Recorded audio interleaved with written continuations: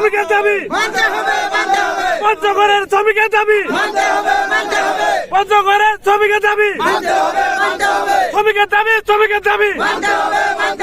এই বলে আমাদের পঞ্চগড় বদার অনেক ভাড়া ভাঙে যাচ্ছে।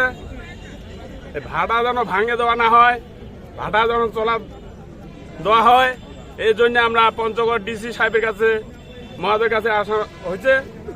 আমাদের দাবি, আমাদের গরিব এই শ্রমিক পেটে যেন নাথি মারা না হয়।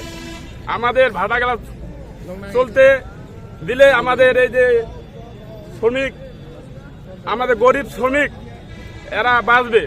যদি এই ভাড়াগুলো বন্ধ হয়ে যায়, কিস্তি দিতে পারবে না, ছেলে মেয়েদেরকে লেখাপড়া শিখাইতে পারবে না। অথবা দেখবেন যদি ভাড়াগুলো চালানো দেওয়া না হয়, কর্ম করতে না পারে, দেখবেন যে কিস্তি দিতে পারবে না, কিস্তি এখনো দিতে পারবে না। সাহেব আইতে উচুরে আসবে, দেখবেন যে এখন সাহেবের অত্যাচারে অনেক শ্রমিক, আমাদের গরিব ভাইরা অনেকে জীবন দিয়ে দিবে, অত্যাচারে গড়ায় দড়ি দিবে। ছেলেদেরকে ভাত দিতে পারবে না, খেতে দিতে পারবে না, কিস্তি দিতে পারবে না। কার কত তারা সহ্য করবে? দেখবেন অনেকে জীবন ফাঁস না খাবে, বিষ খাবে, এইভাবে জীবন দেবে। দেখবেন অনেকে চোর হবে, ডাকাত হবে, দেখবেন অনেক সংসার ধ্বংস হয়ে যাবে, অনেক মানুষ জীবন দিয়ে দিবে। অতএব আমরা দাবি করতেছি জোর গলায়, আমাদের ডিসি মহোদয় আমাদের যেন পঞ্চগড় দেবীগঞ্জে ভাড়া গালা চালার অনুমোদন দেয়। আমার কাজ বন্ধ করে দিচ্ছে, ভাড়া ভাঙতে। আমার এতগুলা শ্রমিক কিভাবে চলবো, আমার পরিবার কিভাবে চলবে? বলেন। এখন আমি মোহাম্মদ রাসেল বলতেছিলাম। আমাদের ভাটার মহাজন মোহাম্মদ আলাস আজাহার আলী, AA বিরিক্স, বোদা, পঞ্চগড় জেলা।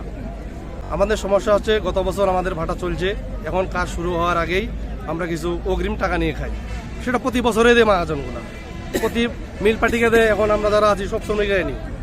এখন মহাজন ভাটা শুরুর আগেই ভাটা ভাঙা কাজ শুরু করে দিয়েছে পরিবেশ অধিদপ্তর থেকে।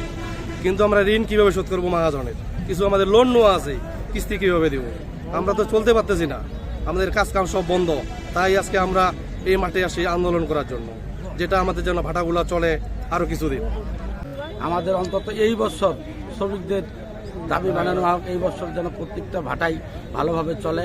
এই আমরা না খেয়ে মারা যাবো, কাজেই আমাদের এই মারা যাওয়া থেকে বাঁচাতে হলে আমাদের দাবিগুলো মানতে হবে। ডিসি সাহেবের কাছে আমি বিশেষভাবে অনুরোধ করতেছি, আমাদের এই দাবি মানে নেওয়া হোক।